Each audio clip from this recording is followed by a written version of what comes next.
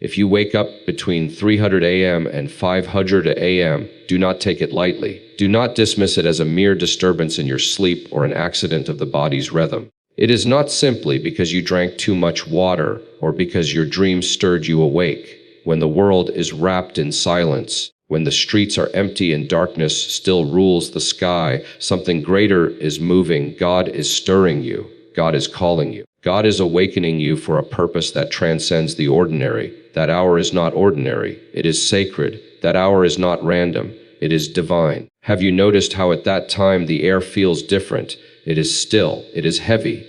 And yet it carries a strange weight of eternity. You may feel restless. You may feel an urge. You may even feel oppressed as though something unseen is pressing against your spirit. Do not fear this. Instead, recognize it.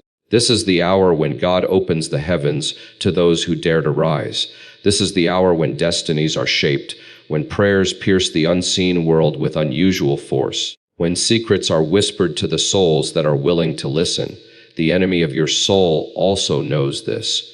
That is why he disturbs you in the night. He knows that if you ever discover the power of these hours, your life will change. He knows that if you ever learn to rise and bow before God at 300 a.m., you will no longer be an ordinary person stumbling through life, but a vessel of power, a carrier of light, a warrior who cannot be defeated. That is why he tries to keep you asleep. That is why he sends distractions. That is why when you wake at this hour, you are tempted to scroll through your phone, to turn on the television, to do anything except bow before the one who summoned you. But I tell you this with conviction. If you wake between 300 a.m. and 500 a.m., do not waste it. Do not turn to meaningless things. Do not let slumber drag you back down. Rise up, wash your face, straighten your body, and recognize that God has knocked upon the door of your heart. He has whispered your name in the silence. He has chosen that moment to separate you from the multitude, to test whether you will respond. Do you not understand the weight of that call? The creator of the universe, the one who shaped the galaxies, who stretched out the stars, who governs the tides of the sea and the breath in your lungs, has chosen to awaken you. Not at noon when the world is noisy. Not in the afternoon when you are busy with endless tasks. No, he wakes you at the quiet hour when no one sees, when no one applauds, when the world is asleep, because that is the hour of intimacy. That is the hour of revelation. That is the hour when God measures the depth of your hunger for him. At 300 a.m., the voices of men are silent, but the voice of eternity grows louder. At 400 a.m., the cities rest, but the courts of heaven are alive. At 500 a.m., while most of the earth still slumbers, God is searching for those who will rise, who will kneel, who will call upon him with undivided focus. The most dangerous thing you can do is to turn over and sleep again, because when you sleep, you forfeit what could have been your breakthrough. When you sleep, you close your ears to the message that was meant for you. When you sleep, you waste the divine appointment scheduled for your life. There are mysteries that will never be revealed in the noise of the day, but only in the silence of the dawn. There are blessings that will never be handed to you in the crowd, but only when you stand alone before God in the darkness. There are battles that will never be won in the sunlight, but must be fought on your knees at 300 a.m. You wonder why some chains remain unbroken, why some doors remain locked, why some enemies still pursue you relentlessly. It is because you have not risen to meet God when he has called you. If you rise at that hour, do not complain. Do not speak of your worries. Do not waste words on ordinary requests. Bow deeply. Call upon God with faith. Ask him to reveal what the enemy is planning against you. Ask him to cover your children, your family, your work, your mind, and your heart. Ask him to strengthen you for the battles yet unseen. When you pray at 300 a.m., your words are not like the words of the day. They are sharper, heavier, more powerful because they are forged in the silence of sacrifice. God is closer than you think in those hours. He bends down to hear the whisper of those who dare to rise. He marks their names. He sets them apart. He clothes them with a strength unseen by others. People may look at you and wonder why your life is protected, why doors open for you, why storms do not drown you. They do not know that at 300 a.m. you are bowed before the throne of God. They do not know that at 400 a.m. When others chase dreams in their beds, you chase the presence of the eternal. Do not despise this holy interruption of your sleep. It is not a punishment. It is an invitation. It is not a burden. It is an honor. For God only awakens those he trusts. He only disturbs those he desires to draw near. If you have been waking at this hour, you are not cursed. You are chosen. You are not being harassed. You are being summoned. Respond with faith, and you will see what others never see. Respond with obedience, and you will walk in dimensions others never touch. The enemy will tell you, go back to sleep. Your body will plead just one more hour, but your spirit must answer. God has called me, and I will rise. Each time you obey, each time you kneel, each time you pour out your heart in those hours, you are writing a story in heaven. You are establishing victories in realms unseen. You are shaping your destiny, and the destiny of generations after you. When you wake between 300 a.m. and 500 a.m., you must understand that this is not just about you. It is about eternity moving through your life. These hours carry a weight that most ignore, but those who recognize them, those who respond to them, become vessels of transformation. God calls you at that hour not only to bless you, but to shape the future, to turn the course of events, to intervene in battles that are raging in silence. Do you know why God often chooses to awaken you in that specific window of time? Because the distractions of the world are minimized. The noise of men has ceased. The chatter of society is quiet. It is in this stillness that the voice of God is most clear. When the day begins, you are quickly surrounded by duties, responsibilities, conversations, and noise. But at 300 a.m., you are stripped of all those layers, left bare before your Creator. That is when God can reach into the deepest part of your being and whisper things you could never hear in the rush of the day. This is the time when your heart is most vulnerable, when the spirit world is most active, when unseen battles rage fiercely. The enemy prowls in the dark searching for souls to weaken, but God calls his own to rise and push back with prayer. Do not underestimate the warfare of the night. When you feel an unusual heaviness, when your mind feels troubled, when your body tosses and turns in restlessness, it is because forces you cannot see are moving. The ordinary man sleeps through it, but the one awakened by God rises and confronts it. That is why rising at this hour is not simply spiritual discipline. It is survival. It is warfare. It is destiny. When you bow in those hours, your words echo in eternity. Do not rush. Do not stumble over empty phrases. Speak with clarity. Speak with conviction. Speak with hunger. Tell God that you are awake because you know He has awakened you. Tell Him you desire His guidance, His protection, His wisdom. Ask Him to expose the traps set before your feet. Ask Him to silence the whispers of doubt that the enemy plants. Ask Him to renew your strength so that you can walk in purpose and not drift like the masses.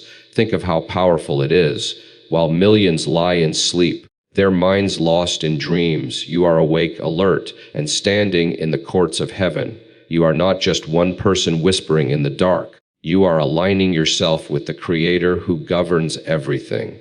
When you kneel, you are not small. You are mighty because you are connected to the source of all power. This is why those who rise at 300 a.m. do not live like others. They carry a presence, a strength, a light that others cannot explain. Their enemies fall before them. Their fears cannot conquer them. Their storms cannot drown them. But let me tell you something deeper. Rising at 300 a.m. is not only about asking, it is about listening. Too many think prayer is a monologue where we pour out words and then leave. No, prayer is a dialogue. When you rise in the silence of dawn, speak yes, but then wait. Be still. Open your heart. God may not shout, but He will speak. Sometimes it will come as a thought that pierces through confusion. Sometimes it will be a sudden peace that calms your restless mind. Sometimes it will be a conviction, a strong inner pull directing you to act or warning you to wait. These whispers are priceless. They are the difference between life and death, between victory and defeat. If you rise at 300 a.m., you are choosing intimacy over comfort. You are telling God, I want you more than sleep. Do you think God ignores that sacrifice? No. He treasures it. He records it. He rewards it. While others chase after blessings with desperate hands, the one who rises early finds blessings chasing him. Doors open where they should be locked. Opportunities come that cannot be explained. Protection surrounds him like a shield. Why? Because at 300 a.m. he gave God his heart. There are levels of favor you cannot unlock without the discipline of rising early. There are secrets of the Spirit you will never know until you kneel in the night. There are enemies you will never defeat until you stand at that hour. Some blessings are costly. They demand the sacrifice of your sleep, the bending of your knees, the lifting of your hands when the world is resting. Do not run from this cost. Embrace it, for the reward is greater than the pain. Look at the world. So many chase power, money, recognition, and yet they are empty. They sleep through the night and rise with weary hearts. But those who give God the first moments of the morning rise with light, rise with clarity, rise with authority. They may not have the world's applause, but they carry heaven's approval. And that approval is worth more than gold. This is not just for saints, prophets, or holy men. This is for you. Do not disqualify yourself by saying you are too weak, too ordinary, too sinful. If God is waking you, it means He has already chosen you. He sees something in you that others may never see. Do not waste the invitation. Do not bury the calling under excuses. Rise even if your prayer feels weak. Rise even if your words are few. Rise. Even if your heart feels heavy, rise. God is not measuring the eloquence of your speech. He is measuring the surrender of your heart. The more you rise, the stronger you become. At first, your body will resist. Your mind will wander. But as you persist, you will notice a shift. You will feel lighter, clearer, stronger. You will begin to crave that hour, not dread it. You will begin to see answers unfold in your life with unusual speed. You will begin to sense danger before it comes. You will begin to walk in an authority that even your enemies cannot deny. Yes, 3 a.m. is not easy, but it is in difficulty that power is born. Sleep is sweet, but destiny is sweeter. Comfort is tempting, but victory is greater. If you want to live like the masses, sleep like the masses. But if you want to walk with God in ways that separate you, rise when He calls. When the hand of God stirs you awake between 300 a.m. and 500 a.m., it is not only about prayer. It is about alignment. It is about God reshaping your destiny while the world still sleeps. At that hour, heaven's agenda is moving and God is asking, will you participate or will you miss it? To rise is to say, God, I want to move with you. I want my life to flow with your rhythm, not with the rhythm of the crowd. That moment is not simply a call to whisper words. It is a call to step into the current of divine purpose. Consider this truth. Every great transformation in history begins in silence, hidden away from the eyes of men. Seeds break the soil in silence. Rivers carve their paths in silence. Heart beats in silence. And so too does destiny unfold in silence. When God calls you in the early hours, He is inviting you into that sacred silence to shape something in you that cannot be built in the noise. If you ignore that call, you may still live, but you will live shallow. If you respond, you will live deep with roots planted in places others cannot reach. These hours are a test of what you value most. Do you value the temporary comfort of your bed, or do you value the eternal presence of God? Do you cling to your dreams in sleep, or do you rise to pursue the greater dream that God has for you? Many say they want power, but they refuse the discipline that births it. Many say they want to hear from God, but they ignore the hour He speaks. If you truly long for God, prove it by rising when He calls. When you stand in the quiet of dawn, you are not just standing for yourself. You are standing for your household, for your children, for your city, for your generation. At that hour, you have the power to intercept what the enemy planned for your family. You have the authority to cancel disasters before they manifest. You have the ability to declare blessings that will flow into the future. Do not think of your prayer as small. When it is directed to God, even a whisper becomes thunder in the heavens. Let me tell you this. Every time you respond to God in the early hours, you are building a fortress around your life. You may not see it immediately, but walls of protection are rising. While others walk uncovered, you walk shielded. While others wonder why their lives collapse under pressure, you stand unshaken. Not because you are stronger in yourself, but because you chose to kneel when it mattered most. And do not think that these hours are only about defense. They are about vision. At 300 a.m., God does not only protect, He reveals. This is the hour when ideas are birthed, when clarity comes, when direction is given. Some of the greatest decisions you will ever make are not decided in boardrooms or through advice from friends. They are birthed in the secret conversations between your spirit and God in the stillness of the night. If you rise faithfully, you will discover that God gives you strategies, insights, and understanding that far surpass the wisdom of men. But you must come with humility. You must come stripped of pride. In those hours, you cannot impress God with long speeches or polished words. You can only come as you are, weak, vulnerable, open. That is what He desires. God does not despise weakness. He despises indifference. If you are trembling but present, He will honor you. If you are wary but willing, He will strengthen you. What matters is not how strong you are when you rise, but how surrendered you are when you kneel. Now hear this truth. When you make it a habit to rise at 300 a.m., you become dangerous to the enemy. He cannot predict you. He cannot bind you. He cannot trap you easily. Because while others sleep through the snares, you are awake, breaking them before they tighten. The enemy fears a person who rises in the night to meet God. He knows such a person is not ordinary.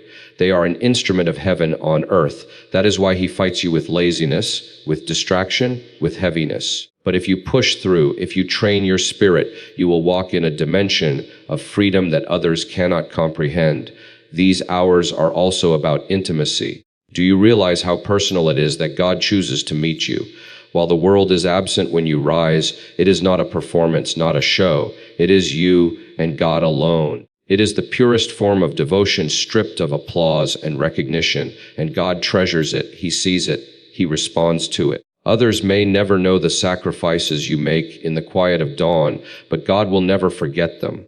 Let me also tell you this. What you do in these hours determines what happens in your day. If you rise early, align yourself with God, and seek His face, the rest of your day will flow with order and strength. You will walk with clarity, with patience, with wisdom that others lack.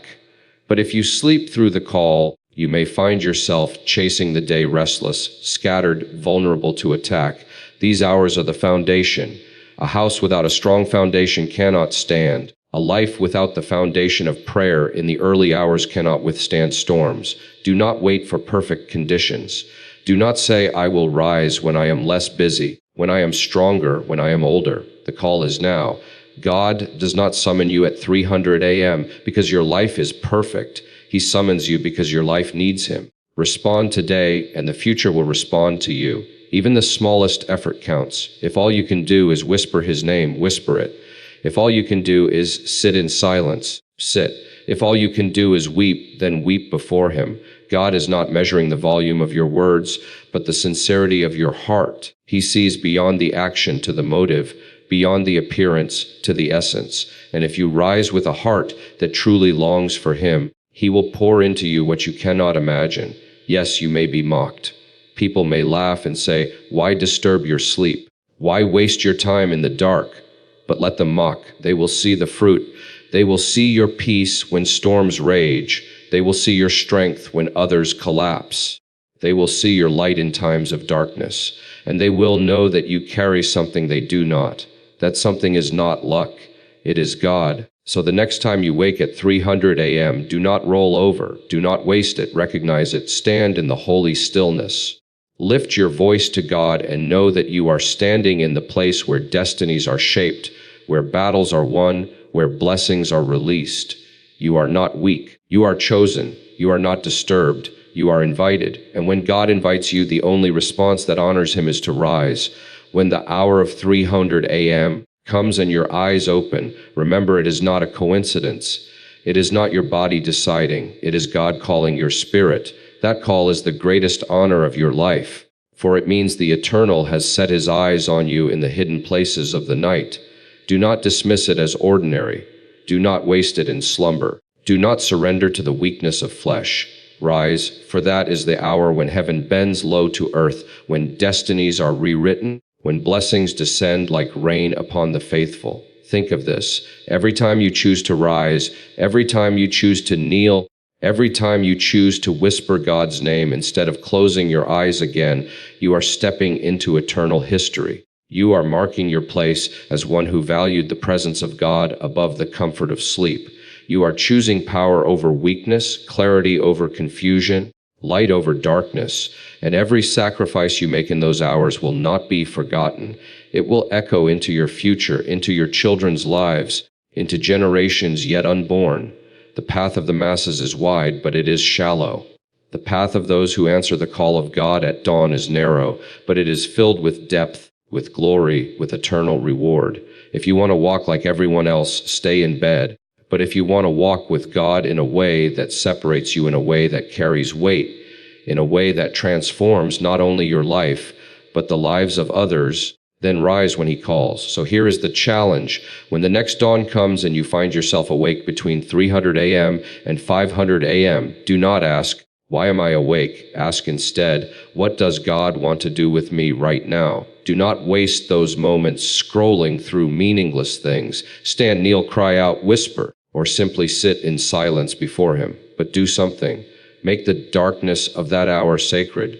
Turn it into an altar. Let your tears, your words, your heart be the offering. And when you do, you will see protection surround you. You will see doors open that no man can close. You will see storms lose their power. You will see clarity break forth like light after the night. You will see the strength of God fill you in ways you never thought possible. So rise, chosen one. Rise when the world sleeps. Rise when the night is heavy. Rise when the call of God shakes your spirit. For those who rise in the secret hour will shine in the open day. Those who bow in darkness will stand in light. Those who trade sleep for the presence of God will never be empty. Your destiny is too great to sleep through. Your calling is too important to ignore. Your God is too mighty to turn away from. Answer him when he calls, and your life will never remain the same. Listen carefully, because this message is not reaching you by accident. There are arrows, spiritual arrows, that have been launched against your life. Some of you feel it already. Sleepless nights, sudden attacks on your health, constant setbacks, strange opposition that defies logic. These are not coincidences. They are targeted arrows of evil sent to weaken your spirit, delay your destiny, and drain your joy. But hear me now with all the power of conviction. No arrow formed against you will prosper when you rise in the authority of prayer and the eternal Word of God. And today we will stand on 4 Psalms, timeless declarations of divine power that send every arrow back to the one who fired it. Do not take lightly the reality of spiritual warfare. There are forces that rise against the righteous, forces that operate in hidden places, plotting and conspiring in the dark. You may not see them with your eyes, but you feel the effects in your spirit, in your family, in your finances, in your health. The enemy aims arrows not at your body alone, but at your soul, your peace, your mind, and your destiny. But the moment you take refuge in God, those arrows lose their direction and return to their sender with double force. The Psalms are not just poetry. They are weapons forged in the fires of divine inspiration. They are not mere songs. They are declarations that shift the unseen world. When you declare them in faith, every arrow of sickness, of fear, of confusion, of poverty, of death must turn back in shame. Consider the words of Psalm 35:5. Contend, Lord, with those who contend with me. Fight against those who fight against me. Take up shield and armor. Arise and come to my aid. May those who seek my life be disgraced and put to shame. May those who plot my ruin be turned back in dismay. Do you feel the weight of those words? This is not the voice of weakness. It is the voice of authority. When you pray this psalm, you are no longer standing alone. You are calling upon God, the Lord of hosts, to arise as your defender. The arrows that were meant to pierce your soul return immediately, because no hand can strike what God shields. The very forces that seek to destroy you are swallowed by the judgment of the Almighty. Speak this psalm not as a timid request, but as a divine command, and you will watch as the battle shifts in your favor. Then turn your spirit to Psalm 91, a fortress for every soul under attack. Surely he will save you from the fowler's snare and from the deadly pestilence. He will cover you with his feathers, and under his wings you will find refuge. His faithfulness will be your shield and rampart. You will not fear the terror of night, nor the arrow that flies by day, the arrow that flies by day. Did you hear that? God already knew the enemy would launch arrows against his children, but he also provided the covering that makes them powerless. When you stand under God's wings, arrows may be shot, but none can pierce you. They are deflected, redirected, and returned. Psalm 91 does not promise a life free of attack. It promises victory in every attack. It declares that though arrows may come, they will never accomplish their purpose. This is why the one who dwells in God's presence walks in unshakable confidence. For the arrows of the enemy cannot destroy a soul that rests under the shadow of the Almighty. Do not forget the cry of Psalm 64. Hear me, my God, as I voice my complaint. Protect my life from the threat of the enemy. Hide me from the conspiracy of the wicked, from the plots of evildoers. They sharpen their tongues like swords and aim cruel words like deadly arrows. But God will shoot them with his arrows. They will suddenly be struck down. Oh, how powerful this is. The enemy sharpens his arrows of lies, gossip, slander, and betrayal. Perhaps people have spoken words against you that pierced your heart. Perhaps accusations, insults, or betrayals have felt like daggers to your soul. But when you invoke this psalm, the arrows of the wicked are reversed. God himself releases his arrows in response, arrows of judgment and justice. Those who sought to destroy you with words fall by their own weapons. The arrows fired at you return, multiplied, striking the very ones who devised them. And then comes Psalm 7, a psalm of divine reversal. Let the evil of the wicked come to an end, but establish the righteous. He who digs a hole and scoops it out falls into the pit they have made. The trouble they cause recoils on them. Their violence comes down on their own heads. Do you understand the mystery here? Every arrow fired at you carries within it the seed of its own destruction. When evil rises against you, it plants the very trap into which it will fall. When arrows of destruction are sent toward your life, God in his justice bends them back until they strike the archer. This is divine law. What is meant for harm rebounds into ruin, and what was designed to destroy you becomes the very testimony of God's deliverance in your life. Psalm 7 is the assurance that the wicked cannot escape the consequences of their own plots. Now listen with your spirit. When you pray these psalms, you are not begging, you are enforcing. You are standing in agreement with God's eternal decree that no weapon formed against you shall prosper. You are lifting your shield of faith, declaring to every arrow, you will not pierce me, you will not destroy me, you will return to where you came from. This is the kind of prayer that shakes the heavens and terrifies the enemy. It is not the volume of your voice, but the authority of your faith that causes arrows to recoil. Beloved, the arrows you see in your life, the sudden illness, the unexpected betrayal, the financial storm, the anxiety that rises without reason, these are not random. They are weapons forged in the unseen. But today you are armed with something greater. Today you have the Psalms, the very breath of God put into words, sharper than any sword, stronger than any shield. When you rise in the morning, declare them. When you lay your head down at night, declare them. When you feel the pressure of unseen attacks, declare them. Do not let an arrow fly unanswered. Do not allow an attack to go unchallenged. Meet every arrow with the word of God and watch it reverse its course. This is not the hour to live in fear. This is not the time to bow to arrows launched against your destiny. This is the hour to rise in faith, to plant your feet firmly in the promises of God, and to declare with boldness, every evil arrow fired against my life shall return to its sender. Every trap laid before me shall capture its maker. Every weapon forged against me shall be broken. For God is my shield, my fortress, and my deliverer. And when you declare this, heaven moves, angels are dispatched, darkness trembles, arrows shatter, and your life becomes a living testimony that no force of evil can stand against the power of a soul anchored in God. There comes a moment when you must no longer sit silently while arrows continue to fly unchecked against your life.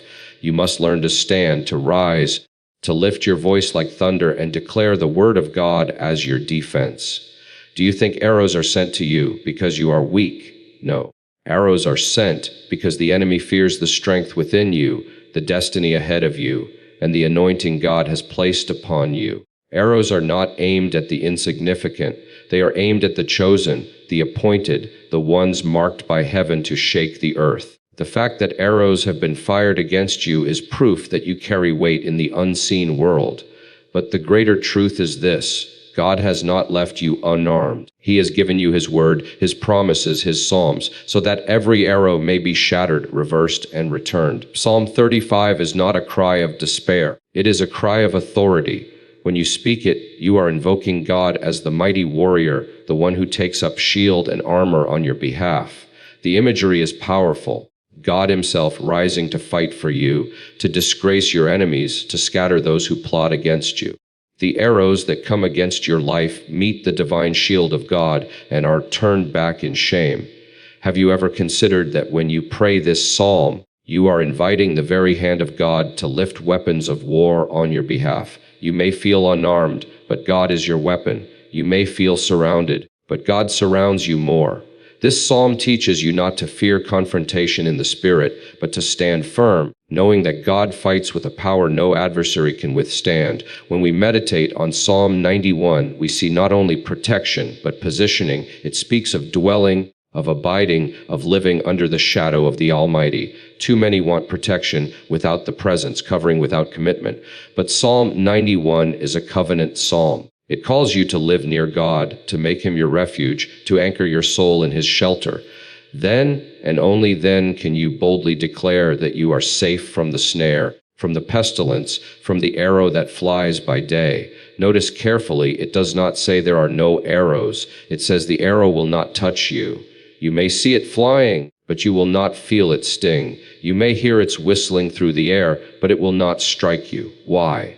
Because God Himself has become your shield and rampart. That is not poetic language, it is reality. His faithfulness wraps around you as a wall no arrow can penetrate. But Psalm 64 reveals another dimension. God does not only defend you, He retaliates. The psalm says they sharpen their tongues like swords and aim cruel words like deadly arrows. But God will shoot them with His arrows. They will suddenly be struck down. Think of that. Evil may come against you with lies, slander, and gossip. Words may pierce deeper than physical wounds, and betrayal may cut sharper than steel.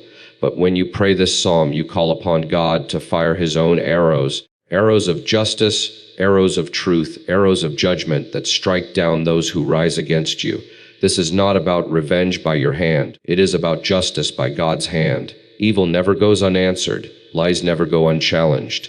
When tongues rise against you, God Himself responds, and the very arrows of the wicked return to pierce their own hearts. Psalm 7 takes it even further by revealing a law of divine reversal. The wicked fall into the very pit they dig, and their violence comes back upon their own heads.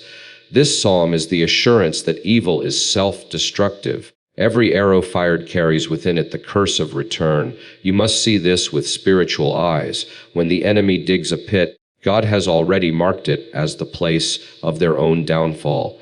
When they release arrows against you, they have unknowingly signed the warrant of their own defeat. Psalm 7 reminds you that righteousness is established by God, and the wicked cannot outrun the consequences of their own deeds. The one who schemes against you unknowingly schemes against themselves. The one who curses you unknowingly curses themselves. The one who targets you unknowingly marks themselves for destruction. But here lies the wisdom.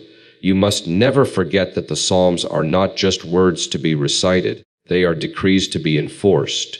When you speak them in faith, you are drawing a line in the Spirit. You are saying, no more arrows in my house, no more arrows in my health, no more arrows in my mind, no more arrows in my destiny. You are standing in your authority as a child of God and declaring that every arrow will not only miss its mark, but return to its source. And when you stand with such conviction, the unseen realm responds. Angels are released, boundaries are fortified, enemies are scattered, and arrows are reversed. Let me speak directly into your life. Some of you have been wounded by arrows long ago. The words of others have left scars. The betrayals of people you trusted have pierced you deeply. The silent battles in your mind have drained your strength. But I declare to you now by the authority of God's word that those arrows will not define you. They will not destroy you. They will not dictate your future. What was meant for your ruin will become the evidence of God's protection and justice in your life. Every arrow that once caused you pain is now a testimony of God's shield around you. You must also understand that returning arrows is not merely about survival. It is about triumph. When arrows return, they not only fail in their mission, but also become instruments of divine justice. The enemy's own weapons become his downfall. This is why you must never fear arrows. Fear paralyzes, but faith empowers. When you live in fear of arrows, you live under the illusion of their power. But when you live in faith, you realize they are powerless against God's shield and destined to rebound in defeat. Arrows are not to be feared. They are opportunities to witness the hand of God. Beloved, let your prayer life be saturated with these psalms. Do not pray them lightly, but with fire. Do not recite them casually, but with faith. Speak them as one who knows that the unseen world listens and responds. Fill your atmosphere with them until no arrow can find its way near you. Train your children to declare them. Speak them over your home, over your business, over your health, over your destiny. Let these psalms become the pillars of your defense and the weapons of your warfare. This is why you must never see prayer as a ritual, but as a divine weapon that summons the very power of heaven into your earthly situation. So now I call you to awaken. Stop treating prayer like a last resort. Make it your first response. Stop approaching prayer as if you are weak. This is the moment where you draw the line in the sand. This is the day you decide that evil spirits will no longer toy with your mind, your peace, your health, your family, your destiny. You are not helpless. You are not abandoned. You are not powerless. You are armed with the greatest weapon of all, prayer aligned with the living God. Use it and watch as chains break, doors open, and victories manifest. Go forth now, not as the same person you were before hearing this word, but as one awakened, empowered, and clothed in the authority of God. Lift your spirit, lift your voice, and take your rightful place. Pray without fear, pray with boldness, pray with faith. And let the world see what happens when a life fully given to God declares with unshakable conviction, no evil spirit will have power over me, for God is my protector, my deliverer, and my victory.